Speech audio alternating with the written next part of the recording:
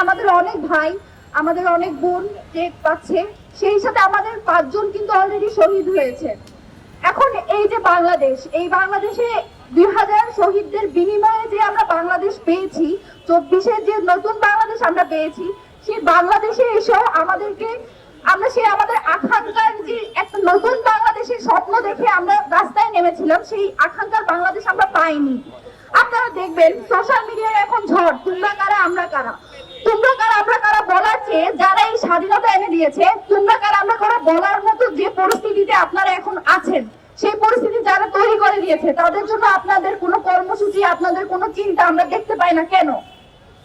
আপনারা যারা রাজনৈতিক দল আছেন, আমার বিএনপি বলেন, জাতীয় নাগরিক কমিটি বলেন, আপনাদের এখন মাঠে থাকার কথা ছিল। জুলাই কিন্তু শেষ হয় নাই। জুলাই যদি শেষ হতো তাহলে আমরা এখন এই যে বাংলাদেশে দাঁড়িয়ে আছি, আমাদের আজকে এখানে দাঁড়াতে হতো না, আমরা জীবনের ঝুঁকি ফিল করতাম না, আমাদেরকে এই জায়গায় এসে কথা বলতে হতো না। আপনারা জানেন আমাদের চট্টগ্রামে, আমাদের ঢাকায় অনেকে শহীদ হয়েছে, কিন্তু যারা গ্রাম পর্যায়ে আছে, যারা বিভিন্ন বিশ্ববিদ্যালয়ে পড়ালেখা করছে, বড় শহরে আছে, তাদের কথা হয়তো আমরা জানতে পারছি, কিন্তু যারা গ্রাম পর্যায়ে নেতৃত্ব দিয়েছে, যারা গ্রাম পর্যায়ে আন্দোলন করেছে, তাদের খবর কিন্তু এখনো পর্যন্ত মিডিয়ায় আসছে না। আমরা এখনো জানি না যে কতজন আসলে শহীদ হয়েছে, এবং যেই ছিনতাই, চুরি ইত্যাদির মোড়কে যেসব নিউজ আসছে, সেই নিউজগুলো আসলে ছিনতাই, চুরির কিনা নাকি গুপ্ত হত্যা, তা কিন্তু আমরা জানি না। এই যে আওয়ামী লীগের প্রতি সবার এত দরদ, এই দরদের আসলে সূত্র কোথায়? তাদের তো আমাদের প্রতি কোনো দরদ নাই। তারা তো আমাদেরকে, যাদের বিরুদ্ধে আমরা নেমেছিলাম, তারা তো আমাদেরকে এখনো চাইলে খুন করবে।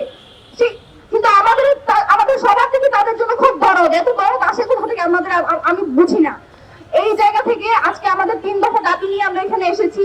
সেই 3 দফা দাবি হলো, গুপ্ত হত্যাকারী আওয়ামী লীগের নিবন্ধন বাতিল করতে হবে, এবং আমাদের যেসব দেশপ্রেমিক ভাই বোন আওয়ামী লীগের গুপ্ত হত্যার শিকার হচ্ছে তাদেরকে বাঁচাতে আওয়ামী লীগের যেসব ইউনিয়ন থেকে কেন্দ্র পর্যন্ত যে কমিটিগুলো ছিল, তাদের যারা সন্ত্রাসী কার্যক্রম চালিয়েছে, তারা নিষিদ্ধ সংগঠন, এখন তাদেরকে অবিলম্বে গ্রেফতার করতে হবে।